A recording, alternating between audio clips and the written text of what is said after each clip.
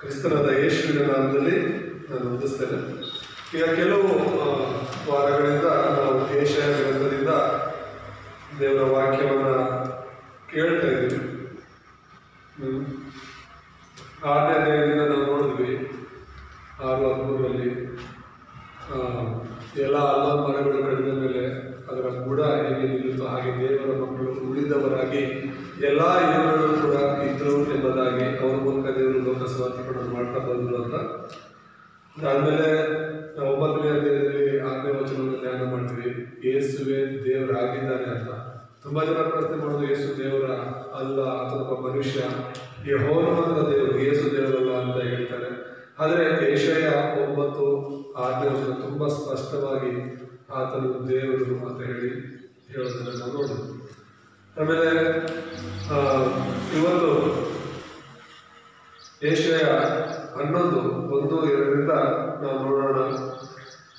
ಈಶಾಯನ ಬುಡದ ಚಿಗುರು ಎಂಬುದಾಗಿ.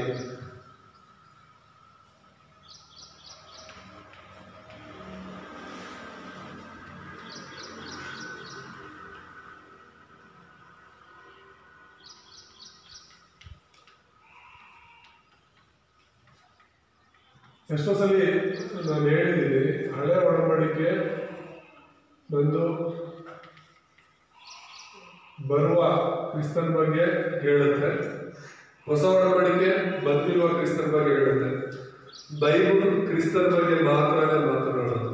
ಬೈಬಲ್ ಕೊಡಲ್ಪಟ್ಟಿರೋದೇ ನಿನಗೂ ನನಗೂ ಯೇಸು ಯಾರು ಅಂತ ಹೇಳೋದಕ್ಕೆ. ಆಮೇಲೆ ದೇವರ ಸ್ತೋತ್ರ.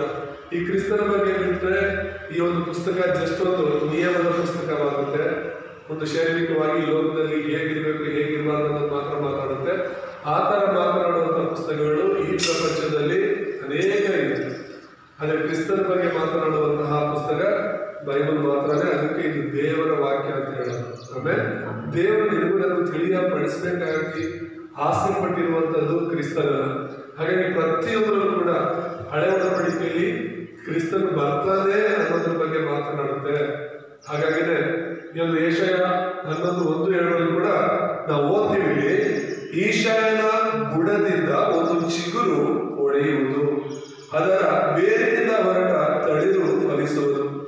ಆ ಅಂಕುರದ ಮೇಲೆ ನಾನಾ ವಿವೇಕದಾಯಕ ಆತ್ಮ, ಆಲೋಚನಾ ಪರಾಕ್ರಮಗಳನ್ನು ಹುಟ್ಟಿಸುವ ಆತ್ಮ, ತಿಳುವಳಿಕೆಯನ್ನು ಯೆಹೋವನ ಭಯವನ್ನು ಉಂಟು ಮಾಡುವ ಆತ್ಮ, ಅಂತೂ ಯೆಹೋವನ ಆತ್ಮವೇ ನೆಲೆಗೊಂಡಿರುವುದು ಎಂಬುದಾಗಿ. ಆಮೇಲೆ ಸೊ ಹಾಗಾದ್ರೆ ಈ ಯೆಶಾಯನ ಬುಡದಿಂದ ಚಿಗುರುವಂತ ಒಂದು ಚಿಗುರು ಏನು? ಈಶಾಯನ ಬುಡದ ಚಿಗುರು ಅಂದ್ರೆ ಏನು? ಈಶಾಯ ಅಂದ್ರೆ ಯಾರು? ದಾವೀದನ ತಂದೆ. ಸೊ ಈ ಈಶಾಯನ ಮೂಲಕ ಬರುವಂತಹ ಚಿಗುರು ಅಂದ್ರೆ ಇದು ಹೇಗೆ ಯೇಸುವಿಗೆ ಹೋಲಿಕೆ ಆಗುತ್ತೆ, ಯೇಸುವಿಗೆ ಹೇಗೆ ಇದು ಸೂಚನೆ ಆಗಿರುತ್ತೆ ಅನ್ನುವಂಥದ್ದನ್ನ ನಾವು ನೋಡೋಣ. ಪರಿಚಯದಲ್ಲಿ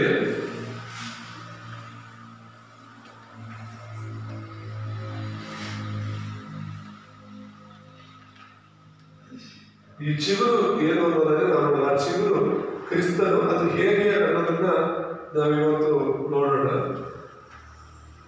ದೇವರು ಹೇಳಿರುವಂತಹ ಆ ಚಿಗುರು ಯಾವುದರ ಮೂಲಕ ಬರುತ್ತೆ ಅಂದ್ರೆ ಒಬ್ಬ ವ್ಯಕ್ತಿಯ ಮೂಲಕ. ಆಮೇಲೆ ಒಬ್ಬ ವ್ಯಕ್ತಿಯ ಮೂಲಕ,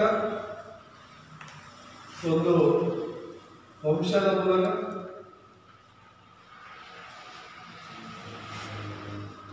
ಒಂದು ಕುಲದ ಮೂಲಕ.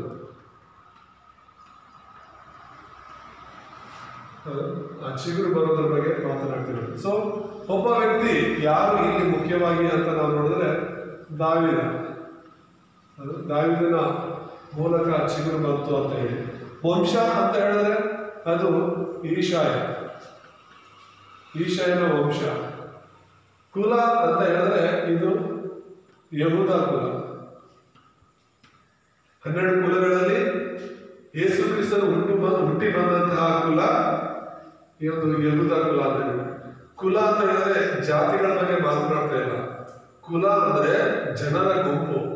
ಆ ಕಾಲದಲ್ಲಿ ಬೈಬಲಲ್ಲಿ ಕೂಡ ಕೆಲವರು ಹೇಳ್ತಾರೆ, ಅರ್ಥ ಮಾಡ್ಕೊಂಡಿರುವಂಥವ್ರು ಬೈಬಲ್ ಅಪಾರ್ಥ ಮಾಡ್ಕೊಳ್ತಾರೆ. ಬೈಬಲನ್ನೇ ಅಲ್ಲ, ಒಬ್ಬ ವ್ಯಕ್ತಿನ ನಾವು ಅರ್ಥ ಮಾಡ್ಕೊಂಡಿಲ್ಲ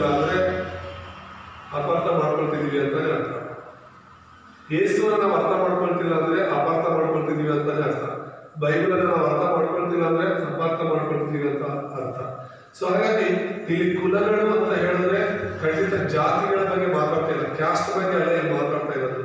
ಕುಲ ಅಂತ ಹೇಳಿದ್ರೆ ಜನರ ಗುಂಪು, ಅದನ್ನೇ ಹೇಳೋದು. ಒಬ್ಬ ವ್ಯಕ್ತಿಯ ಮೂಲಕ ಒಂದು ವಂಶ ಬರುತ್ತೆ, ವಂಶದ ಮೂಲಕ ಕುಲ ಬರುತ್ತೆ ಅನ್ನುವಂಥದ್ದು. ಸೊ ಯಾಕೋಬನಿಗೆ 12 ಜನ ಮಕ್ಕಳಿದ್ರು, 12 ಜನರು 12 ಕುಲಗಳಾಗಿ ಮಾರ್ಪಡು. ಅಂದ್ರೆ 12 ಕುಲ ಬೇರೆ ಬೇರೆ ಅಲ್ಲ, ಗುಂಪು. ಅವರನ್ನ ಕರೀತಾ ಇದ್ದೆ ಇವರು ಎಫ್ರಾಯಿಮ್ಯರು, ಇವರು ಮಾನಸೆ ಕುಲದವರು ಅಂತ ಹೇಳಿದ್ರೆ ನಾನು ಹೇಳಿದ ಗುಂಪಿನವರು, ಮಾನಸೆ ವಂಶದವರು. ಅದಕ್ಕೆ ಅವರು ಎಫ್ರಾಯಿಮ್ಯರು, ಮಾನಸೆಯವರು, ರೂಬೇನಿಯರು, ಗಾದ್ಯರು ಅಂತಾನೆ ಕರೀತಾ ಇದ್ರು. ಸೊ ಅದು ಏನನ್ನ ಸೂಚಿಸುತ್ತೆ ಅಂತ ಹೇಳಿದ್ರೆ ಒಬ್ಬ ವ್ಯಕ್ತಿಯ ಮೂಲಕ ಒಂದು ವಂಶವಾಗಿದ್ದು ಆ ವಂಶದ ಮೂಲಕ ಒಂದು ಕುಲವಾಗಿ ಹೇಗೆ ಮಾರ್ಪಡ್ತು ಅನ್ನೋದನ್ನ ಸೂಚಿಸುತ್ತೆ. ಸೊ ಈ ಒಂದು ಒಬ್ಬ ವ್ಯಕ್ತಿ ಒಂದು ವಂಶ, ಒಂದು ಕುಲದ ಮೂಲಕ ಕ್ರಿಸ್ತನ ಚಿಗುರು ನೋಡ್ತಿತ್ತು. ಆಮೇಲೆ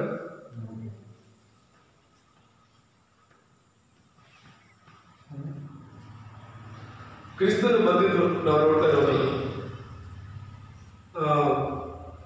ಯೇಸು ದಾವಿದನ ಮಗನ ಅಂದ್ರೆ ನಾವಿದನ್ನ ಅರ್ಥ ಮಾಡ್ಕೋಬೇಕಾದ್ರೆ ಶಾರೀರಿಕವಾಗಿ ಹೌದು. ಹೇಗೆ ಅಂದ್ರೆ ಆತನ ವಂಶದಲ್ಲಿ ಬಂದಿರೋದು, ಬರ್ತಾನೆ ಅಂತ ದೇವರೇ ಹೇಳಿರುವಂತದ್ದು. ಆಮೇಲೆ ಹೌದು, ದಾವಿದನ ಮೂಲಕ ಆ ದಾವಿದನ ಚಿಗುರಾಗಿ ಆ ಒಂದು ಬುಡದಿಂದ ಚಿಗುರುವಂತ ಒಂದು ಚಿಗುರಾಗಿ ಯೇಸು ಹುಟ್ಟಿ ಬರ್ತಾರೆ ಅಂತ ಅದ್ರ ಬಗ್ಗೆ ಮಾತನಾಡುವಾಗ ಅದು ಶಾರೀರಿಕವಾಗಿ ಯೇಸು ಕ್ರಿಸ್ತನು ಆ ಒಂದು ರಾಜ ಮನೆತನದಿಂದ ಬರಬೇಕಾಗಿತ್ತು. ಅದಕ್ಕೆ ಬೈಬಲಲ್ಲಿ ತುಂಬಾ ವಾಗ್ದಾನಗಳಿವೆ. ಹಳೆ ಒಡಂಬಡಿಕೆಯಲ್ಲಿ ದಾವಿದನನ್ನ ದೇವರು ಆಶೀರ್ವಾದ ಮಾಡುವಾಗಲೆಲ್ಲ ನಿನ್ನ ದೀಪ ಆರಿ ಹೋಗೋದಿಲ್ಲ ಅಂತ ಹೇಳ್ತಾರೆ. ಆ ದೀಪ ಕ್ರಿಸ್ತನು. ಆಮೇಲೆ ನಿನ್ನ ಒಂದು ಸಿಂಹಾಸನ ಶಾಶ್ವತವಾಗಿರುತ್ತೆ ಅಂತ ಹೇಳಿ. ಅವನ ಸಿಂಹಾಸನ ಎಲ್ಲಿದೆ? ಈಗಿದೆಯಾ ದಾವಿದ ಸಿಂಹಾಸನ ಅಂದ್ರೆ ಇಲ್ಲ, ಅದು ಯಾವಾಗಲೂ ಹೋಗ್ಬಿಡ್ತು. ಅವನ ನಂತರ ಸೊಲೊಮೋನ ಅದು ಯಾವಾಗಲೂ, ಆದ್ರೆ ಇನ್ನೂ ಇದೆ. ಯಾಕಂದ್ರೆ ದೇವರು ಮಾತನಾಡಿದ್ದು ದಾವಿದನ ಸಿಂಹಾಸನ ಅಂದ್ರೆ ಒಂದು ಶಾರೀರಿಕವಾದ ಸಿಂಹಾಸನದ ಬಗ್ಗೆ ಅಲ್ಲ, ಆತನ ಮೂಲಕ ಬರುವಂತ ಕ್ರಿಸ್ತನ ಸಿಂಹಾಸನ. ಅವನ ರಾಜ್ಯ ಶಾಶ್ವತವಾಗಿರುತ್ತೆ ಅಂದಾಗೆಲ್ಲ ಅದು ದಾವಿದನ ರಾಜ್ಯ ಶಾಶ್ವತವಾಗಿರುತ್ತೆ ಅಂತ ಅಲ್ಲ, ದಾವಿದನ ಮೂಲಕ ಬರುವ ಕ್ರಿಸ್ತನ ರಾಜ್ಯ ಶಾಶ್ವತವಾಗಿರುತ್ತೆ. ಆಮೇಲೆ ಸೊ ಅದನ್ನ ನಾವು ಅರ್ಥ ಮಾಡ್ಕೋಬೇಕಾಗಿರೋದು. ಸೊ ಇದು ಶಾಶ್ವತವಾಗಿರುವಂಥದ್ದು ದೇವರು ಮಾತನಾಡ್ತಾ ಇದ್ದಾರೆ ಅಂದ್ರೆ ಅದು ಕ್ರಿಸ್ತನಿಂದ, ಕ್ರಿಸ್ತನ ಮೂಲಕ, ಕ್ರಿಸ್ತನಿಗೆ ಸಂಬಂಧಪಟ್ಟಿದ್ದು ಈ ಲೋಕದಲ್ಲಿ ಶಾಶ್ವತವಾಗಿ ಇದೆ, ಇರುತ್ತೆ ಕೂಡ. ಯೇಸು ಮತ್ತೆ ಬರೋ ತನಕ ಆತನ ರಾಜ್ಯ ಶಾಶ್ವತವಾಗಿರುತ್ತೆ. ಆತನ ಈ ಲೋಕದಲ್ಲಿ ರಾಜನಾಗಿ ಪರಿಪಾಲನೆ ಮಾಡ್ತಾ ಇದ್ದಾನೆ. ರಾಜ ಅಂದ್ರೆ ಜನರನ್ನ ಸಾಯಿಸಕ್ಕಲ್ಲ, ಎಷ್ಟೋ ಜನ ಕ್ರೈಸ್ತರನ್ನ ಸಾಯಿಸ್ತಾ ಇದ್ದಾರೆ, ಎಷ್ಟೋ ಜನ ಸಭೆಗಳನ್ನ ಹೊಡಿತಾ ಇದ್ದಾರೆ, ಎಷ್ಟೋ ಜನ ಸುವಾರ್ತೆಯನ್ನ ನಿಲ್ಲಿಸ್ತಾ ಇದ್ದಾರೆ. ದೇವರು ಅವ್ರನ್ನ ನಾಶ ಮಾಡ್ಬೇಕು ಅಂದ್ರೆ ಒಂದು ಚಿಟಿಕೆ ಹೊಡೆಯೋ ಸಮಯ ಸಾಕು ಅಲ್ವಾ? ದೇವರಿಗೆ ಎಷ್ಟೊಂದು 100 ದಿನ ಬಾಯಿ ತೆರೆದ್ರೆ ಬಾಯಿ ತೆರೀತಾರೆ. ಈಗ ಥಾಯ್ಲೆಂಡ್ ಅಲ್ಲಿ, ಬ್ಯಾಂಕಾಕ್ ಅಲ್ಲಿ ಮೊನ್ನೆ ಇದು ಭೂಕಂಪ ನಡೆದು ಎಷ್ಟು ಜನ ಸತ್ರು, ಎಷ್ಟು ದೊಡ್ಡ ದೊಡ್ಡ ಬಿಲ್ಡಿಂಗ್ ಅಲ್ಲಿ.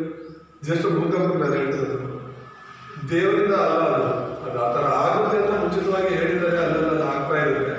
ಕ್ರಿಸ್ತನ ಬರೋ ತನಕ ನಾವು ಎಚ್ಚೆತ್ತುಕೊಂಡು ಸುವಾರ್ತೆಯಲ್ಲಿ ಮುಂದೆ ಹೋಗ್ಬೇಕು ಅಷ್ಟೇ.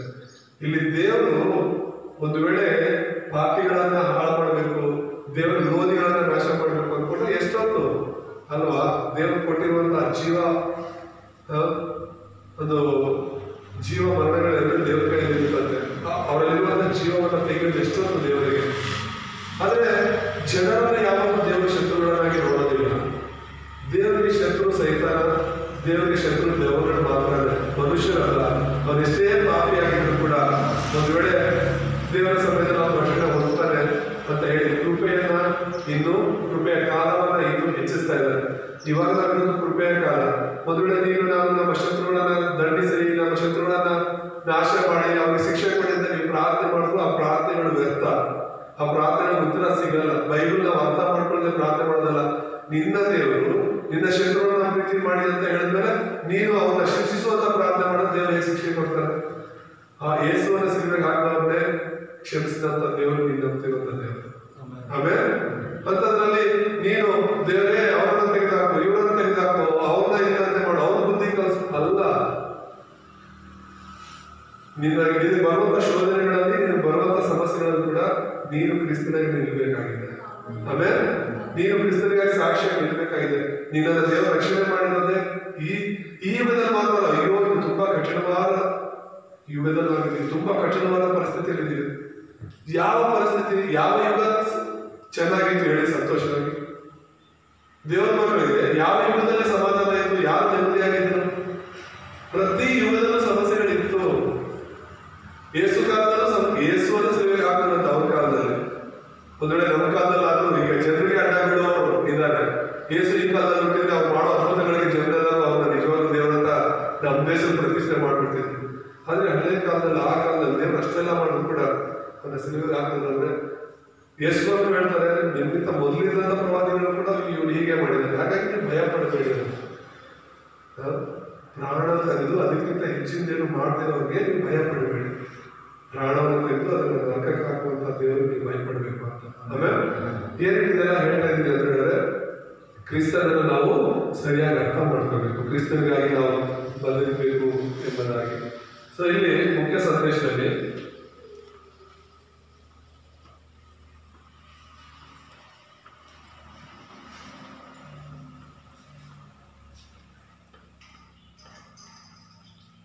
ಯೇಸುವೆ ಕ್ರಿಸ್ತನ ಅಂತ ತಿಳ್ಕೊಳ್ಳೋದೇ ತುಂಬಾ ಮುಖ್ಯವಾಗಿರುವಂಥದ್ದು. ಯೇಸು ಕ್ರಿಸ್ತನು ಅಂತ ಹೇಳಿ ಅದನ್ನ ಹೆಸರು ಮಾಡ್ಬಿಟ್ಟಿದ್ದಾರೆ. ತುಂಬಾ ಜನರಿಗೆ ಯೇಸುವೆ ಕ್ರಿಸ್ತನು ಅನ್ನುವಂತ ವ್ಯತ್ಯಾಸ ಗೊತ್ತಿಲ್ಲ. ಹಳೆ ಒಡಂಬಡಿಕೆ ಎಲ್ಲ ಕ್ರಿಸ್ತನ ಬಗ್ಗೆ, ಮೆಸ್ಸಿಯನು ಬರ್ತಾನೆ ಅನ್ನೋದ್ರ ಬಗ್ಗೆ ಮಾತನಾಡ್ತಾ ಇದ್ರೆ, ಆ ಮೆಸ್ಸಿಯನು ಈ ಲೋಕದಲ್ಲಿ ಬಂದಿದ್ದಾನೆ ಅನ್ನೋದು ಹೊಸ ಒಡಂಬಡಿಕೆ ಮಾತನಾಡುತ್ತೆ. ಹಾಗಾಗಿ ಒಬ್ಬ ಕ್ರೈಸ್ತನಾಗಿ, ದೇವರ ಮಗನಾಗಿ, ಮಗಳಾಗಿ ಯೇಸು ಕ್ರಿಸ್ತನಾಗಿದ್ದಾನೆ ಅಂತ. ಯೇಸು ಅನ್ನೋದು ಶರೀರಕ್ಕೆ, ಯೇಸುವಿನ ದೇಹಕ್ಕೆ ಕೊಡಲ್ಪಟ್ಟ ಹೆಸರು. ಆದ್ರೆ ಕ್ರಿಸ್ತನ ಅನ್ನೋದು ಅದನ್ನು ಮಾಡ್ಬೇಕಾಗಿರೋ ಕೆಲಸಕ್ಕೆ ಕೊಡಲ್ಪಟ್ಟ ಹೆಸರು. ಆಮೇಲೆ ಹಾಗಾಗಿನೇ ನಾವು ಆ ಯೇಸುವಿನ ಕ್ರಿಸ್ತನ ಅಂತ ತಿಳ್ಕೊಳ್ಳುವ ಸಮಯದಲ್ಲಿ ಸೈತಾನನ ಕಾರ್ಯಗಳು, ಪಾಪದ ಒಂದು ಸಮಸ್ಯೆಗಳು, ಶಾಪಗಳು, ನರಕದ ಒಂದು ಶಕ್ತಿ ಮುರಿಯಲ್ಪಡುತ್ತೆ. ಯಾಕಂದ್ರೆ ಕ್ರಿಸ್ತನ ಮಾತ್ರನೇ ಅದನ್ನು ಮಾಡಿರುವಂಥದ್ದು. ಇಲ್ಲಿ ಮೊದಲನೇ ಪಾಯಿಂಟ್ ಆಗಿ ಕ್ರಿಸ್ತನು ದಾವೀದನ ವಂಶದಿಂದ ಬಂದನೆಂಬುದಾಗಿ ನಾನು ಬರುವನೆಂಬುದಾಗಿ.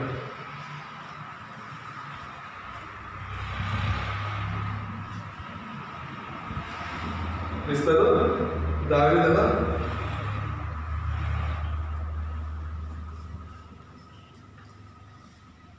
ಇದು ಒಂದು ಒಡಂಬಡಿಕೆ. ಬೆಳಗ್ಗೆ ಮೈಸೂರು ಸಭೆಯಲ್ಲಿ ಹೇಳ್ತಾ ಇರುವಾಗ ಹೇಳ್ತಾ ಇದ್ದೆ, ಫಸ್ಟ್ ಒಡಂಬಡಿಕೆ ಏನು ದೇವರು ಮಾಡ್ಕೊಂಡಿದ್ದು? ಆದಾಮ ಹತ್ರ ನೀನೆಲ್ಲ ಮರದ ತಿನ್ನು, ಈ ಒಂದು ಒಳ್ಳೆದರ ಕೆಟ್ಟದರ ಅರಿವನ್ನು ಉಂಟು ಮಾಡುವ ಮರದ ಹಣ್ಣದ ಮರ ತಿನ್ಬೇಡ ಅಂತ. ಅದನ್ನು ತಿಂದರು, ಸತ್ತರು. ಈಗ ಇಲ್ಲಿ ಮಾಡ್ಕೊಳ್ಳೋ ಒಡಂಬಡಿಕೆ ಏನು? ದಾವೀದನ ಚಿಗುರು. ಆಮೇಲೆ ದಾವೀದನ ಮೂಲಕ ದೇವರನ್ನು ಆಶೀರ್ವದಿಸಿದ ನಿನ್ನ ಮೂಲಕ ಒಂದು ಸಂತತಿ ಬರುತ್ತೆ. ಅದರ ಮೂಲಕ ನಾನು ಈ ಪ್ರಪಂಚವನ್ನ ರಕ್ಷಿಸ್ತೇನೆ. ಅವನ ಸಿಂಹಾಸನ ಶಾಶ್ವತವಾಗಿರುತ್ತೆ, ಅವನ ರಾಜ್ಯ ಶಾಶ್ವತವಾಗಿರುತ್ತೆ ಅಂತ ಕೀರ್ತನೆಗಳಲ್ಲಿ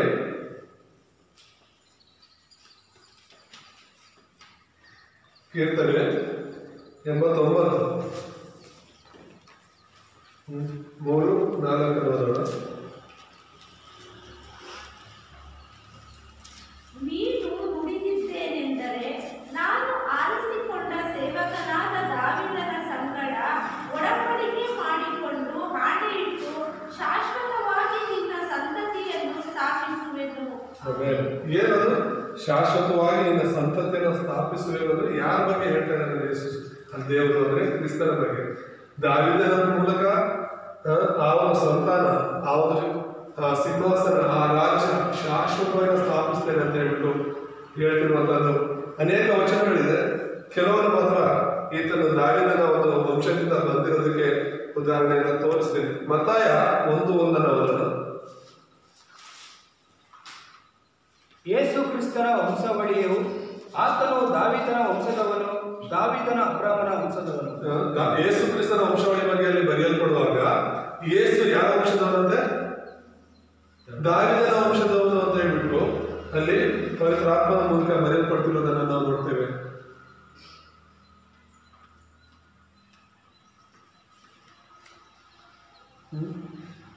ಮತ್ತೆ ಅದು ಹಳೆ ಒಡಂಬಡಿಕೆಯಲ್ಲಿ ಇದ್ದಂತಹ ಜನರು ಅವರಿಗೆಲ್ಲರೂ ಕೂಡ ಈ ಒಂದು ಕ್ರಿಸ್ತನ ಬಗ್ಗೆ ಗೊತ್ತಿತ್ತು, ಮೆಸ್ಸಿಯನ ಬರ್ತಾನೆ ಅಂತ ಗೊತ್ತಿತ್ತು, ದಾವೀದನ ವಂಶದಲ್ಲೇ ಮೆಸ್ಸಿಯನ ಬರ್ತಾನೆ ಅಂತ ಗೊತ್ತಿತ್ತು.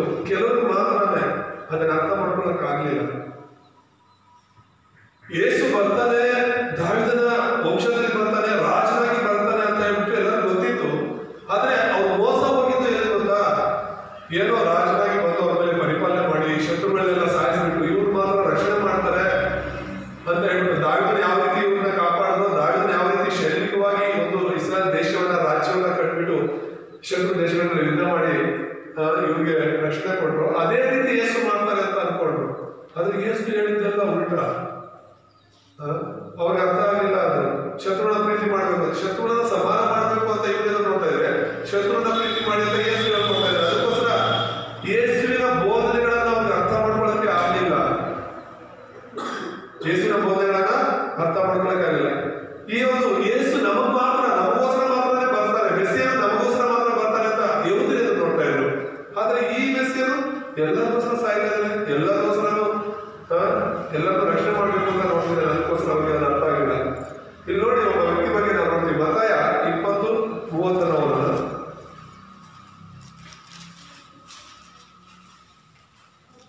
ಆಗ ದಾರಿಯ ಮಗ್ಗುಲಲ್ಲಿ ಕೂತಿದ್ದ ಇಬ್ಬರು ಕುರುಡರು ಯೇಸು ಈ ಮಾರ್ಗವಾಗಿ ಹೋಗುತ್ತಿದ್ದಾನೆ ಎಂದು ಕೇಳಿ, ಸ್ವಾಮಿ, ದಾವೀದನ ಕುಮಾರನೇ, ನಮ್ಮನ್ನು ಕರುಣಿಸು ಎಂದು ಕೂಗಿಕೊಂಡರು. ಏನಂತ ಹೇಳ್ತಿದ್ದಾನೆ ಆ ಕುರುಡ? ದಾವೀದನ ಕುಮಾರನೇ. ಇದಕ್ಕೇನಾದ್ರು ಅರ್ಥ ನಿಮಗೆ ಅರ್ಥ ಆಗ್ತಿದೆಯಾ? ಆ ಕುರುಡ ಏನು ಕಣ್ಣು ಕಾಣದೆ ಎಷ್ಟೋ ವರ್ಷಗಳಿಂದ ದಾರಿ ಮಗಲಲ್ಲಿ ಕೂತಿದ್ದಾನೆ. ಅವನು ಕೂಗ್ತಾ ಇರೋದೇನು? ಯೇಸು ಹೋಗ್ತಾ ಇದ್ದಾನೆ ಅಂತ ಗೊತ್ತು ಅವನಿಗೆ. ಯೇಸುವೇ ಯೇಸುವೇ, ಈ ತರ ನಾನು ಕುರುಡನಾಗಿದ್ದೇನೆ, ಕಣ್ಣು ಕಾಣ್ತಾ ಇಲ್ಲ, ನನ್ನ ಒಂದು ಕಣ್ಣು ಕಾಣುವಂತೆ ಮಾಡು ಅಂತ ಹೇಳಿದ್ರೆ ಮುಗೀತಲ್ಲ ಇದೆ. ಆದ್ರೆ ಅವನು ಒಂದು ವಿಶೇಷವಾದಂತಹ ಪದವನ್ನು ಉಪಯೋಗ ಮಾಡ್ತಾ ಇದ್ದಾನೆ ಇಲ್ಲಿ. ದಾವೀದನ ಕುಮಾರನೇ ಅಂತ ಕೂಗ್ತಾ ಇರೋದು. ಅಲ್ಲೂಯ್ಯ, ಅರ್ಥ ಮಾಡ್ಕೋಬೇಕು. ಆ ಕಾಲದಲ್ಲಿ ಕೂಡ ಅವ್ರು ಕುರುಡನಾಗಿದ್ರು ಕೂಡ ಅವರ ತಂದೆ ತಾಯಿಗಳು ದಾವೀದನ ಕುಮಾರ ಯೇಸು ಬರ್ತಾನೆ ಅಂತ ಹೇಳ್ಕೊಟ್ಟಿದ್ರು. ಆಮೇಲೆ ಮೆಸ್ಸಿಯನು ಬರ್ತಾನೆ ಅಂತ ಹೇಳ್ಕೊಂಡಿದ್ರು. ಎಷ್ಟೋ ಜನ ಕಣ್ಣಿರೋರು ಯೇಸುವನ್ನ ಕ್ರಿಸ್ತನಾಗಿ ಅರ್ಥ ಮಾಡ್ಕೊಳಕ್ಕಾಗಿಲ್ಲ. ಎಷ್ಟೋ ಜನ ಕಣ್ಣಿರೋರು ಯೇಸುವನ್ನ ದಾವೀದನ ಕುಮಾರನಾಗಿ ಅರ್ಥ ಮಾಡ್ಕೊಳಕ್ಕಾಗಿಲ್ಲ. ಕಣ್ಣು ಕಾಣದಿರೋರು ಕೂಡ ದಾವೀದನ ಕುಮಾರನಿಗಾಗಿ, ಈ ಈಶಾ ನಕ್ಷತ್ರಗಾಗಿ ಇದನ್ನು ನೋಡ್ತಾ ಇದ್ರು. ಆಮೇಲೆ ಆ ದಿನ ಬಂದಾಗ ಅವ್ರು ಕಣ್ಣು ಕಾಣ್ತಾ ಇಲ್ಲ ಅಂತ ಕೂಡ ಮನಸ್ಸಿಂದ ಗ್ರಹಿಸಿ ಕೂಗಿ ಕೇಳ್ತಾರೆ. ಅವ್ರು ಬಿಡುಗಡೆ ಹೊಂದುತ್ತಾರೆ, ದೇವರನ್ನ ಹಿಂಬಾಲಿಸ್ತಾರೆ. ಆಮೇಲೆ ಇದು ದಾವೀದನ ವಂಶದಿಂದ ಕ್ರಿಸ್ತನು ಬರ್ತಾನೆ ಅಂತ ದೇವರು ಒಡಂಬಡಿಕೆ ಮಾಡಿದ್ದು, ಬಂದಿದ್ದು, ಜನ ಅದನ್ನು ಸ್ವೀಕರಿಸಿದ್ದನ್ನು ಕೂಡ ನಾನು ಹೇಳ್ತಾ ಇದ್ದೀನಿ. ಎರಡನೇದಾಗಿ ನಾವು ನೋಡುವಾಗ 2ನೇ ವಚನದಲ್ಲಿ ನಾವು ನೋಡ್ಕೊಂಡ್ವಿ. ಯೆಶಾಯ 11:2 ಪರಿಶುದ್ಧ ಆತ್ಮನು ಅವನ ಮೇಲೆ ಇರ್ತಾನೆ ಎಂಬುದಾಗಿ, ದೇವರ ಆತ್ಮನು ಆತ್ಮನಲ್ಲಿ ಇರುತ್ತೆ ಅಂತ ಹೇಳಿ. ಇಲ್ಲಿ ಎರಡನೇದಾಗಿ ಕ್ರಿಸ್ತನು ಪರಿಶುದ್ಧಾತ್ಮ ಭರಿತನಾಗಿದ್ದಾನೆ ಎಂಬುದಾಗಿ.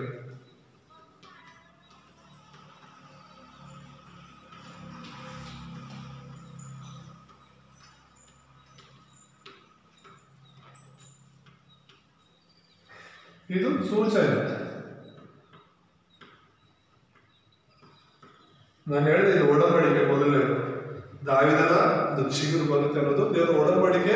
ಆ ಒಡಂಬಡಿಕೆ ನೆರವೇರಿತು. ಈಗ ಸೂಚನೆ ಏನು ಅನ್ನೋದನ್ನ ಎರಡನೇದಾಗಿ ನಾವು ನೋಡುವಾಗ ಯೆಶಾಯ 11:2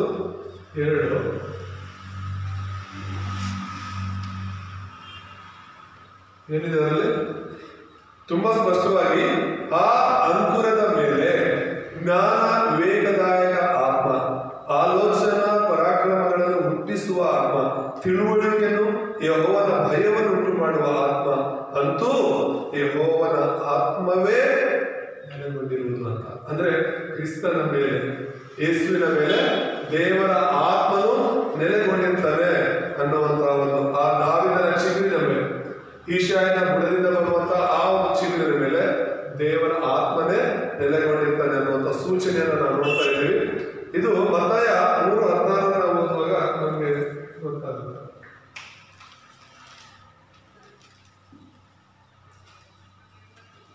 ಯೇಸು ಸ್ನಾನ ಮಾಡಿಸಿಕೊಂಡ ಕೂಡಲೇ ನೀರಿನಿಂದ ಮೇಲಕ್ಕೆ ಬರಲು, ಇಗೋ, ಆತನಿಗೆ ಆಕಾಶವು ತೆರೆಯಿತು. ಮತ್ತು ದೇವರ ಆತ್ಮ ಪರಿಮಳದ ಹಾಗೆ ಇಳಿದು ತನ್ನ ಮೇಲೆ ಬರುವುದನ್ನು ಕಂಡನು. ಆಮೇಲೆ ಸೊ ಇಲ್ಲಿ ಆ ಸೂಚನೆಯನ್ನ ನಾವು ನೋಡ್ತಾ ಇದ್ದೀವಿ. ಯೇಸು ಈಶಾನ ಬುಡದಿಂದ ಬಂದ ಚಿಗುರು, ದಾವಿದನ ಕುಮಾರನು ಅನ್ನೋದಕ್ಕೆ ದೇವರೇ ಆಕಾಶವನ್ನು ತೆರೆದು ಯೇಸು ಸ್ವಾಮಿ ದೀಕ್ಷಾಸ್ನಾನ ತಗೊಂಡ ತಕ್ಷಣ ಆ ಪರಿಶುದ್ಧಾತ್ಮನ ಪಾರಿವಾಳದ ರೂಪದಲ್ಲಿ ಯೇಸು ಸ್ವಾಮಿಯ ಮೇಲೆ ಬಂದು ಕೂತ್ಕೊಳ್ತಾ ಇರೋದನ್ನ ನಾವು ನೋಡ್ತೇವೆ. ಆಮೇಲೆ ಆ ಸೂಚನೆಯನ್ನ ಯಾರ ಮೇಲೆ ಪರಿಶುದ್ಧಾತ್ಮನು ಇಳಿತಾನೆ, ಯಾರ ಮೇಲೆ ಪರಿಶುದ್ಧಾತ್ಮ ಇರುತ್ತೋ ಆತನ ದಾವಿದನ ಕುಮಾರನ ಎಂಬುದಾಗಿ ನಾವು ನೋಡ್ತಾ ಇದ್ವಿ. ಅನುಕೂಲದ ಮೇಲೆ ದೇವರ ಆತ್ಮ ಇಳಿದಿದ್ದನ್ನು ನಾವು ನೋಡ್ತಾ ಇದ್ದೀವಿ. ಆಮೇಲೆ ಮತ್ತೆ ಯೋಹಾನ ಸುವಾರ್ತೆ 14:16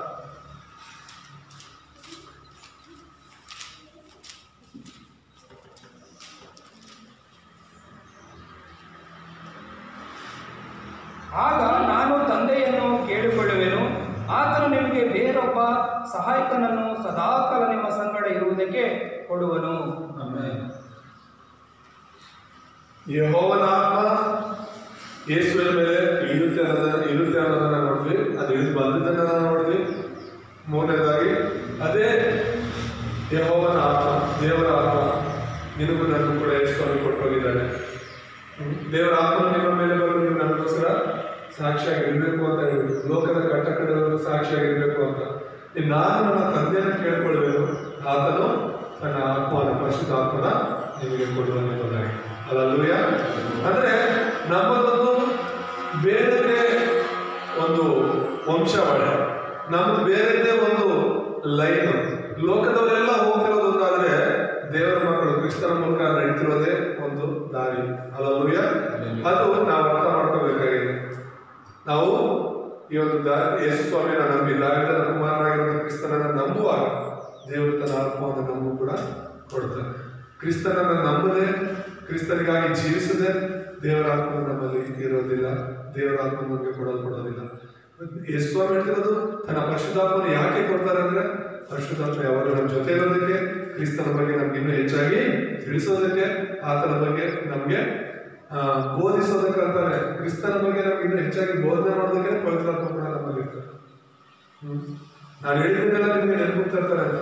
ಯೇಸು ಏನೆಲ್ಲ ಹೇಳಿದಾರೋ, ಏನೆಲ್ಲ ಹಿಡ್ಕೋಬೇಕು ಅಂತ ಹೇಳಿದಾರೋ ಅದನ್ನ ಮರ್ತೋದ್ರು ಕೂಡ ಮತ್ತೆ ಮತ್ತೆ ನೆನಪಿಸಕ್ಕಂತಾನೆ ಪರಿಶುದ್ಧಾತ್ಮ ನಮ್ಗೆ ಕೊಡಬೇಕಾಗಿದೆ. ಆಮೇಲೆ ದೇವರ ನಾಮಕ್ಕೆ ಸ್ತೋತ್ರವಾಗಲಿ. ಮತ್ತೆ ಮೂರನೇದಾಗಿ ನಾವು ನೋಡುವಾಗ ಕ್ರಿಸ್ತನು ಹೊಸ ಚಿಗುರಾಗಿ ಬರುವುದೆಂಬುದಾಗಿ ವಚನ ನಾವು ನೋಡ್ತೇವೆ.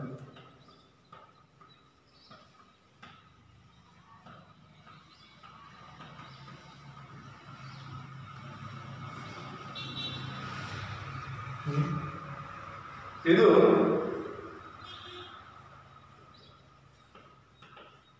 ಸಾಧನೆ ಅಂದ್ರೆ ನೆರವೇರಿರೋದನ್ನ ನಾವು ನೋಡ್ತೇವೆ.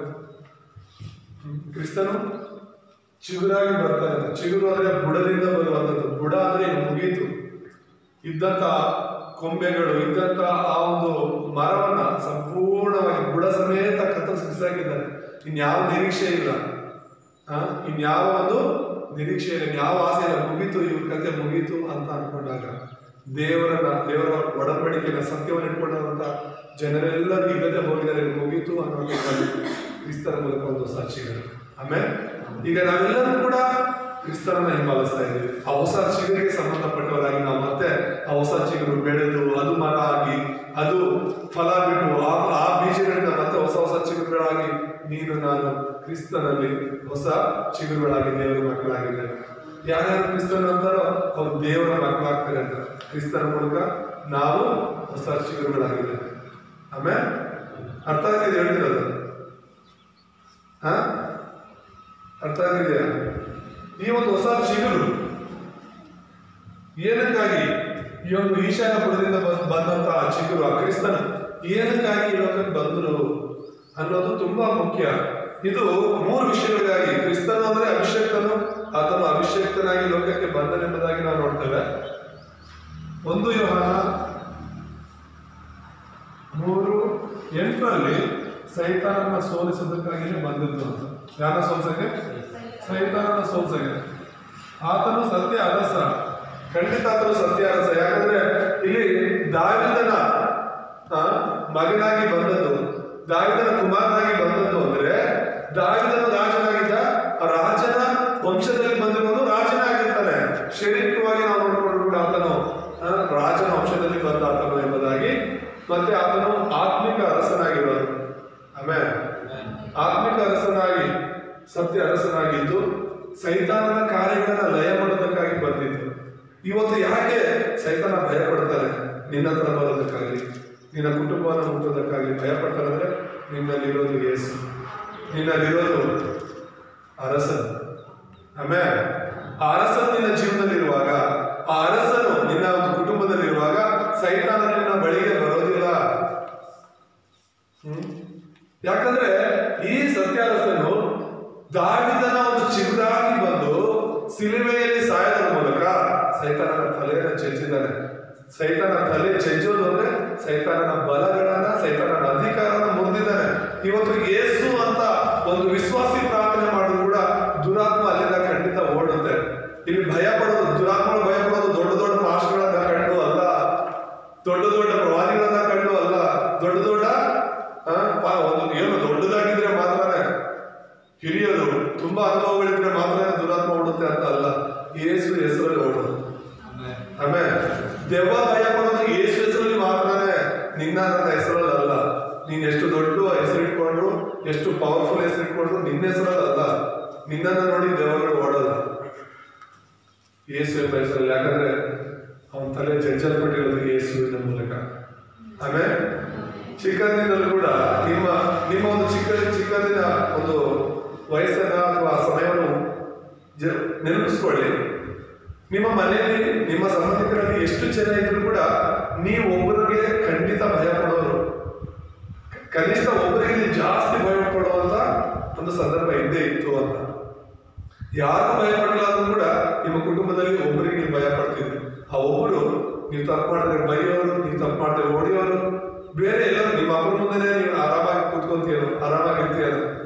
ನಿಮ್ಮ ಅಣ್ಣನ ಮುಂದೆ ನೀವು ಜೊತೆ ಕ್ಲೋಸ್ ಆಗಿರ್ತೀರ. ಆದ್ರೆ ನಿಮ್ಮ ಮಾವಂದರು ಅಥವಾ ನಿಮ್ಮ ದೊಡ್ಡಪ್ಪನ ಚಿಕ್ಕಪ್ಪ ಯಾಕಂದ್ರೆ ಒಬ್ಬರಿಗೆ ನೀವು ಭಯ ಪಡ್ತಿರ್ತೀರ. ಯಾಕಂದ್ರೆ ಅವರಿಂದ ನೀವು ಹೇಳ್ ತಿಂದಿರೋದ್ರಿಂದ. ಯಾರಿಂದ ನಾವು ಹೇಳ್ ತಿಂದಿರ್ತೀವೋ ಇವತ್ತಿಗೂ ಭಯ ಪಡ್ತೀವಿ ಅವ್ರ ಕಂಡ್ರೆ. ಚಿಕ್ಕ ವಯಸ್ಸಲ್ಲಿ ಹೊಡೆದಿರ್ಬೋದು ಅವರು, ಇವತ್ತು ಅವ್ರನ್ನ ಕಂಡ್ರೆ ನಮ್ಗೆ ಭಯನೇ ಇರುತ್ತೆ. ಹಾಗೆ ಸೈತಾನಿಗೆ ಯೇಸು ಅಂದ್ರೆ ಭಯ. ಯಾಕಂದ್ರೆ ಯೇಸುವಿನಿಂದ ಅವನು ಹೇಳ್ ತಿಂದಿರೋದು, ಯೇಸುವಿನಿಂದ ಅವನು ಜಜ್ಜಲ್ಪಟ್ಟಿರೋದು. ಯೇಸುವೇ ದೇವರು ಅಂತ ಅವನು ಚೆನ್ನಾಗಿ ಗೊತ್ತು. ಪರಲೋಕದಲ್ಲ ಯೇಸು ಇದ್ದದ್ದನ್ನ ಸೈತಾನ ನೋಡಿದ್ದ. ಅದಕ್ಕೆ ಈ ಲೋಕದಲ್ಲಿ ಯೇಸು ಬಂದಾಗ ನಮ್ಮ ಸಮಯ ಇನ್ನೂ ಬಂದಿಲ್ಲ, ನೀನು ದೇವರ ಕುಮಾರನು, ನಿನ್ನ ಮೆಸ್ಸಿಯನ್ ಅಂತ ನಮ್ಗೆ ಗೊತ್ತು, ಸಮಯ ಬರೋ ಮುಂಚೆ ಯಾಕೆ ನಮ್ಮನ್ನ ಇಲ್ಲಿಂದ ಬಿಡುಗಡೆ ಮಾಡಕ್ಕೆ ಬಂದಿದ್ದೆ ಅಂತ ಹೇಳ್ಬಿಟ್ಟು ಆ ದುರಾತ್ಮಗಳು ಕೂಗಿಕೊಳ್ಳೋದನ್ನ ನಾವು ನೋಡ್ತೇವೆ. ಸೊ ಸೈತಾನನ ಕಾರ್ಯಗಳನ್ನೆಲ್ಲ ಲಯ ಮಾಡೋದಕ್ಕಾಗಿದೆ ಆ ಒಂದು ಯೇಸು ದಾವಿದನ ಕುಮಾರನಾಗಿ ಲೋಕಕ್ಕೆ ಬಂದ. ಎರಡನೇದಾಗಿ ಅತಿ ಮುಖ್ಯವಾದಂಥದ್ದು ಮಾರ್ಗ 10ನೇ ಅಧ್ಯಾಯ 45ನೇ ವಚನ ನಾವು ನೋಡಿದ್ರೆ ಪಾಪವನ್ನು ಕ್ಷಮಿಸೋದಿದೆ. ಮನುಷ್ಯ ಕುಮಾರನು ಸಹ ಸೇವೆ ಮಾಡಿಸಿಕೊಳ್ಳುವುದಕ್ಕೆ ಬರಲಿಲ್ಲ, ಸೇವೆ ಮಾಡುವುದಕ್ಕೂ ಅನೇಕರನ್ನು ಬಿಡಿಸಿಕೊಳ್ಳುವುದಕ್ಕಾಗಿ ತನ್ನ ಪ್ರಾಣವನ್ನು ಈಡುಕೊಡುವುದಕ್ಕೂ ಬಂದನು ಎಂದು ಹೇಳಿದನು. ಅನೇಕ ಸಲ ನಾನು ಹೇಳಿದ್ದೀನಿ, ಅನೇಕರನ್ನು ಬಿಡಿಸಿಕೊಳ್ಳೋದಕ್ಕಂತ, ಎಲ್ಲರನ್ನು ಬಿಡಿಸಿಕೊಳ್ಳೋದಕ್ಕಲ್ಲ. ಕೆಲವರು ಹೇಳ್ತಾರೆ ಎಲ್ಲರಿಗೋಸ್ಕರ ಯೇಸು ಸತ್ತಿದ್ರೆ, ಯೇಸು ಎಲ್ಲರಿಗೋಸ್ಕರ ಸತ್ತಿದ್ದಾರೆ ಅಂತ ಹೇಳ್ತಿರ್ತಾರೆ. ನಾವು ಅದನ್ನ ಹೇಳಿದಾಗ ಇಲ್ಲ, ಇದು ತಪ್ಪು. ಹೌದು, ಯೇಸು ಎಲ್ಲರಿಗೋಸ್ಕರ ಪ್ರಾಣ ಕೊಟ್ಟಿದ್ದಾರೆ ಅಂತ ಹೇಳ್ತಾರೆ. ನಾನು ಹೇಳೋದು ಸರಿ, ಯೇಸು ಎಲ್ಲರಿಗೋಸ್ಕರ ಸತ್ತಿದ್ದಾರೆ ಅನ್ನೋದಾದ್ರೆ ಯಾಕೆ ಎಷ್ಟು ಜನ ಸತ್ತು ನರಕಕ್ಕೆ ಹೋಗ್ತಿದ್ದಾರೆ? ಅವ್ರನ್ನ ರಕ್ಷಣೆ ಮಾಡ್ಲಿಕ್ಕೆ ಯೇಸು ಕೈಲಿ ಆಗ್ತಿಲ್ವಾ ಅಂತ ನಾನು ಕೇಳೋದು. ಯೇಸು ಸ್ವಾಮಿಗೆ ಗೊತ್ತು ಯಾರು ನಂಬ್ತಾರೆ ಯಾರಿಲ್ಲ ಅಂತ. ನಮ್ಗೆ ಗೊತ್ತಿಲ್ಲದೆ ಇರ್ಬೋದು, ಆತನಿಗೆ ಗೊತ್ತಿರೋದ್ರಿಂದ ಯಾರು ಈ ಒಂದು ಜಗದುತ್ಪತ್ತಿಗಿಂತ ಮುಂಚೆ ಆರಿಸಲ್ಪಟ್ಟಿದ್ದಾರೆ, ಆದಿಯಲ್ಲಿ ಆರಿಸಲ್ಪಟ್ಟಿದ್ದಾರೆ, ನಿತ್ಯ ಜೀವಕ್ಕಾಗಿ ಆರಿಸಲ್ಪಟ್ಟಿದ್ದಾರೆ, ಅವ್ರು ಖಂಡಿತ ಸಹಾಯಕ್ಕೆ ಮುಂಚೆ ಅದು ಸಿಲುಬೆಯಲ್ಲಿ ಯೇಸು ಕ್ರಿಸ್ತನ ಪಕ್ಕದಲ್ಲಿ ಸಿಲುಬೆ ಹಾಕಲ್ಪಟ್ಟ ಕಳ್ಳ ಒಬ್ಬ, ಅವರ ಪ್ರಾಣ ಇನ್ನೇನು ಕೊನೆ ಕ್ಷಣದಲ್ಲಿ ಇದ್ದಂಥ ಸಮಯದಲ್ಲಿ ಕೂಡ ಯೇಸು ನಾವು ಅಂಗೀಕರಿಸ್ಕೊಳ್ತಾರೆ. ಆಮೇಲೆ ಅದು ನಡೆಯುತ್ತೆ. ಯಾಕಂತ ಹೇಳಿದ್ರೆ ದೇವರು ಆರಿಸಲ್ಪಟ್ಟವರು ಖಂಡಿತ ನಾಶವಾಗಲ್ಲ ಅನ್ನೋದು ನನ್ನ ನಂಬಿಕೆ. ಇಲ್ಲ ನೋಡ್ತಾ ಇರುವಂಥದ್ದು ಮತ್ತಾಯ 26, 27, 28 ಕೂಡ ನಾವು ಓದುವಾಗ ಯೇಸು ಸ್ವಾಮಿ ತಕ್ಕೊಂಡಿದ್ದು ಕುಡಿದು ಇದು ನನ್ನ ರಕ್ತ, ಇದು ಒಡಂಬಡಿಕೆಯ ರಕ್ತ, ಇದು ಬಹು ಜನರಿಗೋಸ್ಕರ ಸೂಚಿಸಲ್ಪಟ್ಟಂತ ರಕ್ತ ಎಂಬುದಾಗಿ ಕ್ರಿಸ್ತನು ನಿನಗೋಸ್ಕರ ನನಗೋಸ್ಕರ ರಕ್ತ ಸುರಿಸಿದ್ದಾನೆ. ಆಮೇಲೆ ನೀನು ಆರಿಸಲ್ಪಟ್ಟವರ ಪಟ್ಟಿಯಲ್ಲಿದೆಯಾ, ಅದಕ್ಕೇನೆ ದೇವರಿಂದ ರಕ್ಷಿಸಿರೋದು. ಇಲ್ಲಿ ನೀನು ನಿಂತಿರೋದು ಇನ್ನೂ ಕ್ರಿಸ್ತನಲ್ಲಿ ಇರೋದು ನಿನ್ನ ಬಲದಿಂದ ಅಂತ ನೀನು ಅನ್ಕೋಬಾರದು. ದೇವರ ಬಲದಿಂದ, ದೇವರ ಕೃಪೆಯಿಂದ. ಒಂದ್ಸಲಿ ಯೋಚನೆ ಮಾಡಿ ನೋಡಿ, ಯೇಸುನ ಬಿಟ್ಟು ಹೋಗ್ಬೇಕು ಅಂದ್ರೆ ಎಷ್ಟೋ ಸಲ ನಿನ್ಗೆ ಅವಕಾಶಗಳಿತ್ತು. ಎಷ್ಟೋ ಸಲ ನೀನು ಪಾಪದಲ್ಲಿ ಬಿದ್ದಿದ್ಯಾ, ಎಷ್ಟೋ ಸಲ ಬಲಹೀನನಾಗಿದ್ಯಾ, ಎಷ್ಟೋ ಸಲ ಯೇಸು ಬೇಡ, ಸಭೆ ಬೇಡ, ಯಾವುದು ಬೇಡ, ನನ್ನ ಜೀವನ ನಾನು ಜೀವಿಸ್ಕೊಳ್ತೀನಿ ಅಂತ ಎಷ್ಟೋ ಸಲ ಅನ್ಕೊಳ್ತಿರ್ಬೋದು, ಬಲಹೀನರಾಗಿದ್ದಿರ್ಬೋದು, ಬಿದ್ದಿರ್ಬೋದು ಪಾಪದಲ್ಲಿ. ಪದೇ ಪದೇ ಯೇಸು ನಮ್ಮನ್ನು ಎಬ್ಬಿಸಿ ನಿಲ್ಲಿಸಿದ್ದಾನೆ. ಆಮೇಲೆ ಇವತ್ತು ಸಾಕ್ಷಿಯಾಗಿ ನಮ್ಮ ನಿಲ್ಲಿಸಿರೋದು ದೇವರ ಕೃಪೆ. ಮಹಾಯಾಜಕರು ನಮಗೋಸ್ಕರ ಪ್ರತಿದಿನ ತಂದೆಯ ಬಳಿಯಲ್ಲಿ ಪ್ರಾರ್ಥನೆ ಮಾಡ್ತಾನೆ ಇದ್ದಾನೆ. ಆಮೇಲೆ ಯೇಸು ಈ ಲೋಕದಲ್ಲಿ ಬಂದಿದ್ದು ಪಾಪ ಪರಿಹಾರ ಮಾಡೋದಕ್ಕೋಸ್ಕರ. ನಮ್ಮನ್ನ ಬೇರೆ ಎಲ್ಲ ಆಶೀರ್ವಾದ ಕೊಟ್ಟಾಗಿದೆ ಈ ಲೋಕದಲ್ಲಿ ನಮಗೆ. ಆದ್ರೆ ಪಾಪ ಕ್ಷಮಾಪಣೆಯ ಆಶೀರ್ವಾದ ಈ ಲೋಕದಲ್ಲಿ ಎಲ್ಲೂ ಸಿಗಲ್ಲ. ಸೈತಾನ ಜಯಿಸಕ್ಕೆ ನಮ್ಮ ಕೈಲಾಗಲ್ಲ, ಪಾಪವನ್ನ ನಿವಾರಣೆ ಮಾಡ್ಕೊಳ್ಳೋಕೆ ನಮ್ಮ ಕೈಲಿ ಆಗಲ್ಲ. ಮತ್ತೆ ಮೂರನೇದಾಗಿ ಕ್ರಿಸ್ತನ ಈ ಲೋಕದಲ್ಲಿ ಬರೋದಕ್ಕೆ ಮುಖ್ಯ ಕಾರಣ ಯೋಹಾನ ಸುವಾರ್ತೆ 14:6. ಯೇಸು ಅವನಿಗೆ, ನಾನೇ ಮಾರ್ಗವೂ ಸತ್ಯವೂ ಜೀವವಾಗಿದ್ದೇನೆ, ನನ್ನ ಮೂಲಕವಾಗಿ ಹೊರತು ಯಾರು ತಂದೆಯ ಬಳಿಗೆ ಬರುವುದಿಲ್ಲ. ಸೊ ಇಲ್ಲಿ ಮೂರನೇ ಅತ್ಯಂತ ಪ್ರಾಮುಖ್ಯವಾದಂತಹ ವಿಷಯ, ಯೇಸು ಈ ಲೋಕಕ್ಕೆ ಬಂದಿದ್ದು ನಿನ್ನನ್ನು ನನ್ನನ್ನು ನರಕದಿಂದ ಬಿಡಿಸೋದಕ್ಕೆ. ಇಲ್ಲಿ ಎಷ್ಟೋ ಹೇಳ್ತಾರೆ, ನಾನೇ ಮಾರ್ಗ ಸತ್ಯ ಜೀವ, ನನ್ನ ಮೂಲಕವಾಗಿ ಹೊರತು ಯಾರು ತಂದೆ ಬಳಿಗೆ ಬರೋದಕ್ಕೆ ಸಾಧ್ಯನೇ ಇಲ್ಲ. ತಂದೆ ಬಳಿಗೆ ಅಂದ್ರೆ ಪರಲೋಕಕ್ಕೆ, ಪರಲೋಕದಲ್ಲಿ ಇರುವಂತಹ ದೇವರ ಬಳಿಗೆ. ಸೊ ನಾವು ಪರಲೋಕಕ್ಕೆ ಹೋಗ್ಬೇಕಾದ್ರೆ ಕ್ರಿಸ್ತನ ಮೂಲಕ ಮಾತ್ರ. ನನ್ನ ಮೂಲಕವಾಗಿ ಹೊರತು ಯಾರು ಅನ್ನೋದು ಅಪೊಸ್ತಲರು 4:12 ತುಂಬಾ ಸ್ಪಷ್ಟವಾಗಿ ಹೇಳುತ್ತೆ. ಆ ಹೆಸರಿನಿಂದ ಅಂದ್ರೆ ಯೇಸು ಹೆಸರಿನಿಂದ ಮಾತ್ರನೇ ನಮ್ಮ ರಕ್ಷಣೆ ಇರುತ್ತೆ. ಅದು ಸೈತಾನದಿಂದ, ಪಾಪದಿಂದ ಅಥವಾ ನರಕದಿಂದ ಆಗಲಿ ಯೇಸು ಹೆಸರಲ್ಲಿ ಮಾತ್ರನೇ. ಪರಲೋಕದಿಂದ ಕೊಡಲ್ಪಟ್ಟಿರುವ ಹೆಸರು ದಾವಿದನ ಚಿಗುರು. ಆಮೇಲೆ ಆ ದಾವಿದನ ವಂಶದಲ್ಲಿ ಬಂದಂತಹ ಯೇಸುವಿನ ಮೂಲಕ ಮಾತ್ರನೇ, ದಾವಿದನ ಮೂಲಕನೂ ಅಲ್ಲ, ದಾವಿದನ ನಂತರ ಬಂದಂತ ಯಾವ ರಾಜನ ಹೆಸರಲ್ಲೂ ಕೂಡ ಅಲ್ಲ. ಈ ದಾವಿದನ ಚಿಗುರು ಅಲ್ಲ, ಚಿಗುರುಗಳು ಅಲ್ಲ, ಚಿಗುರು ಒಂದೇ, ಅದು ಯೇಸು ಮಾತ್ರನೇ.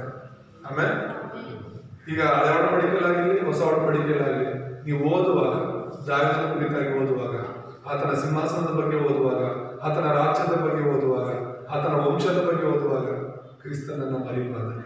ಇದು ಕ್ರಿಸ್ತನ ಬಗ್ಗೆ ಮಾತನಾಡ್ತಿರೋದಂತ ಮರಿಬಾರದು. ಆಮೇಲೆ ದೇವರ ನಾಮಕ್ಕೆ ಸ್ತೋತ್ರವಾಗಲಿ. ಮತ್ತೆ ಮುಕ್ತಾಯದಲ್ಲಿ ನಾವು ನೋಡುವಾಗ ಯೆಶಾಯನ ಚಿಗುರು ಕ್ರಿಸ್ತನೇ ಎಂಬುದಾಗಿ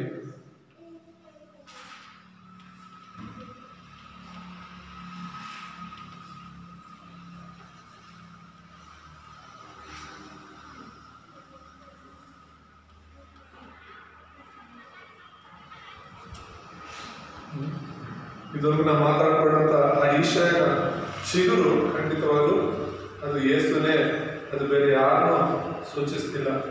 ಹಾಗಾಗಿ ಯಾಕೆ ಆ ಚಿಗುರು ನಮಗೆ ಕೊಡಲ್ಪಟ್ಟಿದೆ ಅಂದ್ರೆ ನಂಬೋದಕ್ಕೆ. ನಾವೇನಂತ ನಂಬಬೇಕು ಅಂದ್ರೆ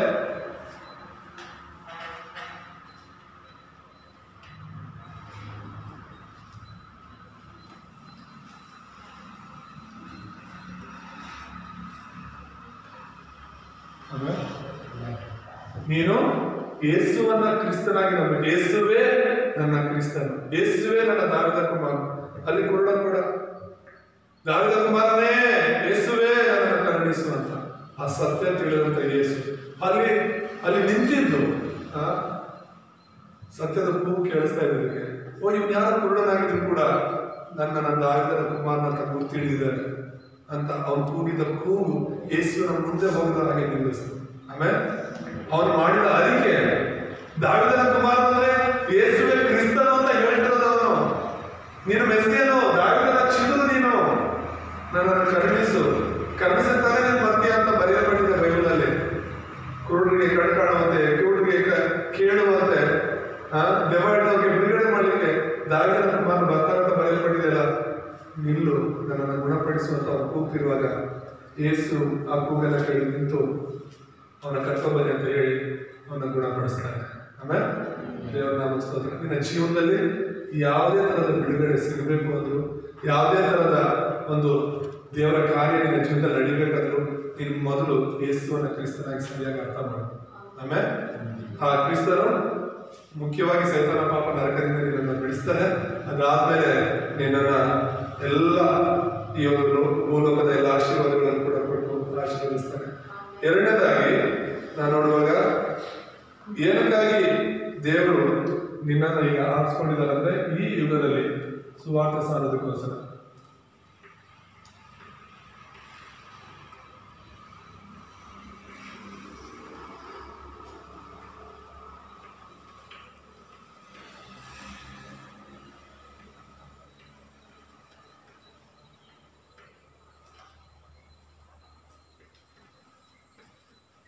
ಸೊ ಈ ಯುಗ ನೀನಿರುವಂಥ ಈ ಯುಗದಲ್ಲಿ ನೀನು ಮುಖ್ಯ ವ್ಯಕ್ತಿಯಾಗಿರ್ಬೇಕು. ಏನಕ್ಕೆ ಮುಖ್ಯ ವ್ಯಕ್ತಿಯಾಗಿ? ಸುವಾರ್ತೆಗಾಗಿ. ಆಮೇಲೆ ಲೋಕದವರೆಲ್ಲರೂ ಏನೇನಕ್ಕೋ ಮುಖ್ಯ ವ್ಯಕ್ತಿಗಳಾಗಿದ್ದಾರೆ ಅಲ್ವಾ? ಬಿಸ್ನೆಸ್ಗಳಲ್ಲಿ, ಈಗ ಕ್ರಿಕೆಟ್ ಗೇಮ್ಸ್ಗಳಲ್ಲಿ, ರಾಜಕೀಯದಲ್ಲಿ, ಹಣದಲ್ಲಿ. ಶ್ರೀಮಂತರು ಯಾರು ಅಂದರೆ ಕೆಲವರು ಕಣ್ಮುಂದೆ ಬಂದ್ಬಿಡ್ತಾರೆ ಕರ್ಕೊಂಡು. ಈ ಒಂದು ಸ್ಪೋರ್ಟ್ಸಲ್ಲಿ ಯಾರು ಚೆನ್ನಾಗಿ ಫೇಮಸ್ ಆಗಿದ್ದಾರೆ ಅಂದರೆ ಅವರು 4 ಜನ ಮುಂದೆ ಬಂದ್ಬಿಡ್ತಾರೆ. ಬಿಸ್ನೆಸ್ಸಲ್ಲಿ ಯಾರು ಸಕ್ಸಸ್ ಆಗಿದ್ದಾರೆ, ಚೆನ್ನಾಗಿ ಓದೋದ್ರಲ್ಲಿ ಕವಿಗಳು, ಇನ್ನೊಂದು ಯಾವುದನ್ನಾದ್ರೂ ತಗೊಳ್ಳಿ, ಮುಖ್ಯ ವ್ಯಕ್ತಿಗಳು ನಮ್ಮ ಕಣ್ಮುಂದೆ ಬರ್ತಾರೆ. ಮನುಷ್ಯರ ಮುಂದೆ ಬರುವಂಥ ವ್ಯಕ್ತಿಗಳೆಲ್ಲ ನಿಜವಾದ ಮುಖ್ಯ ವ್ಯಕ್ತಿಗಳು, ದೇವರ ಕಣ್ಣ ಮುಂದೆ ಬರುವವರು. ಆಮೇಲೆ ಬೈಬಲನ್ನು ನಾವು ನೋಡುವಾಗ ಎಷ್ಟೋ ಜನ ಮುಖ್ಯ ವ್ಯಕ್ತಿಗಳಿದ್ದಾರೆ. ಅವ್ರು ಯಾಕೆ ದೇವರ ದೃಷ್ಟಿಯಲ್ಲಿ ಮುಖ್ಯ ವ್ಯಕ್ತಿಗಳಾಗಿದ್ದಾರೆ ಅಂದರೆ ದೇವರಿಗೋಸ್ಕರ ನಿಂತವರು, ದೇವರ ಸುವಾರ್ತೆಗೋಸ್ಕರ ನಿಂತವರು. ಎಲ್ಲ ಯುಗದಲ್ಲೂ ಕೂಡ ದೇವರನ್ನು ನಂಬಿದವರು, ದೇವರಿಗಾಗಿ ಜೀವಿಸಿದವರು, ಅನೇಕರ ಜೀವಿತಗಳು ಬದಲಾಗಲಿಕ್ಕೆ ಅವರು ಸಾಕ್ಷಿಯಾಗಿದ್ದರು. ಸೊ ಈ ಯುಗದಲ್ಲಿ ನೀನು ಯುಗವನ್ನು ನೋಡಿ ಭಯ ಪಡಬೇಡ, ನಿನ್ನಲ್ಲಿರುವಂಥ ಯೇಸುವನ್ನ ನೋಡಿ ಧೈರ್ಯವಾಗಿದೆ. ಆಮೇಲೆ ಈ ಯುಗ ಅಯ್ಯೋ ಇನ್ನೂ ಕಠಿಣವಾದ ದಿನಗಳು ಬರುತ್ತೆ. ಯೇಸು ಹೆಸರು ಎತ್ತಿದ್ರೆ ನಮ್ಮ ಜೀವ ಹೋಗೋ ಪರಿಸ್ಥಿತಿಗಳು ಕೂಡ ಬರ್ಬೋದು. ಭಯ ಪಡಬೇಡಿ. ಆಮೇಲೆ ಯೇಸು ಸ್ವಾಮಿ ಹೇಳಿರುವಂಥ ವಿಷಯಗಳು ನಾವೇನ್ ಮಾಡ್ತೀವಂದ್ರೆ ಇರುವಂಥ ಸತ್ಯವನ್ನು ಹೇಳಕ್ ಭಯ ಪಡ್ಕೊಂಡು ಯಾವಾಗಲೂ ನಾವು ಒಳ್ಳೆಯದನ್ನೇ ಪಾಸಿಟಿವ್ ಹೇಳಿ ವಿಶ್ವಾಸಗಳನ್ನ ಅವ್ರ ಮೈಂಡ್ ಬ್ರೈನ್ ವಾಶ್ ಮಾಡೋದನ್ನ ಮಾಡ್ಬಿಡ್ತೀವಿ.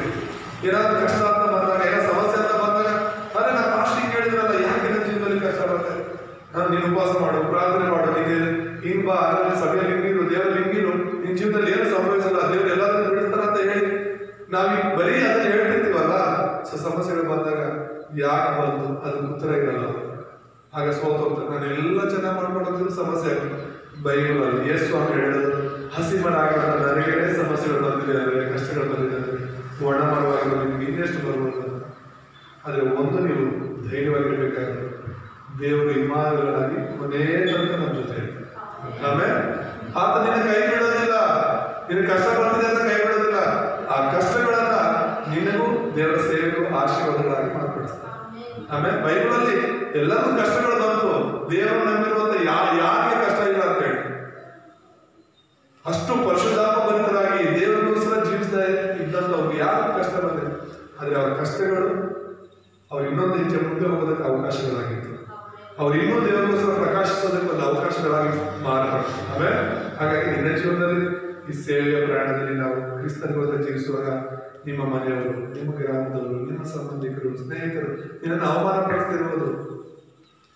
ಅವ್ರ ಜೀವನ ಅಷ್ಟೊಂದು ಜನರು, ನಮ್ಮ ಮನೆಯವರೆಲ್ಲರೂ ಅವ್ರ ಇಷ್ಟಕ್ಕೆ ಬದುಕಿರ್ಬೇಕಾದ್ರೆ ಅವರು ಒಂದು ಕಡೆ ಹೋಗ್ತೀವಿ, ನಾವು ಅವರ ವಿರುದ್ಧ ದಿಕ್ಕಲ್ಲಿ ಹೋಗ್ತಿದ್ದೀವಿ.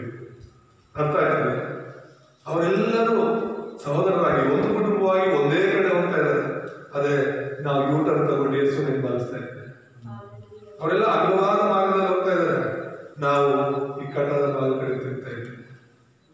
ಆದರೆ ಭಯ ಪಡಬೇಡ, ನೀನು ಹೋಗ್ತಿರೋದ ದಾರಿಯೇ ನಿಜವಾದ ದಾರಿ, ನೀನು ಹೋಗ್ತಿರೋದ ದಾರಿಯೇ ಸತ್ಯದ ದಾರಿ. ನೀನು ಕೂಡ ಸೋತೋಗ್ಬೇಡ, ಸತ್ಯ ತಿಳಿದು ಸೋತೋಗ್ಬೇಡ.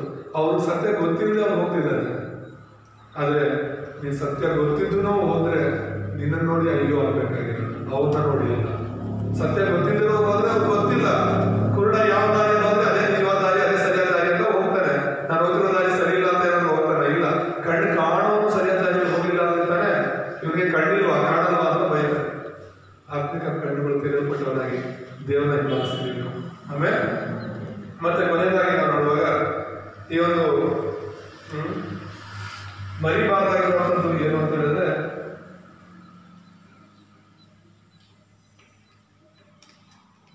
ಈ ಹೊಸ ಚಿಗುರಿನ ಹಾಗೆ ದೇವರು ನಮ್ಮ ಜೀವಿತವನ್ನು ನಡೆಸ್ತಾರೆ. ಆಮೇಲೆ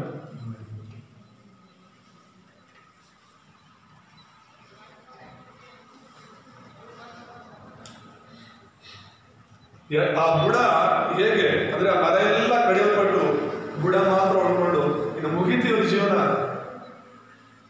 ಇವನ ಕೆಲಸ ಮುಗೀತು, ಇವ್ರ ಜೀವನ ಮುಗೀತು, ಇವ್ರ ಕುಟುಂಬ ಮುಗೀತು ಅಂತ ಅನ್ಕೊಳ್ತಾರ. ಆಗ ಒಂದು ಹೊಸ ಚಿಗುರು ಕಾಣಿಸ್ಕೊಳ್ತಾರೆ. ಆಮೇಲೆ ನಿನ್ನ ಜೀವನದಲ್ಲೂ ಅಷ್ಟೇ ನಿರೀಕ್ಷೆನೇ ಕಳ್ಕೊಂಡಂತ ಸಮಯದಲ್ಲಿ, ಎಲ್ಲ ಹೋಯ್ತು ಅನ್ಕೊಂಡ ಸಮಯದಲ್ಲಿ ಮತ್ತೆ ನಮ್ಮ ಜೀವಿತಗಳನ್ನು ದೇವರ ಆಶೀರ್ವಾದ ಮಾಡೇ ಮಾಡ್ತಾರೆ.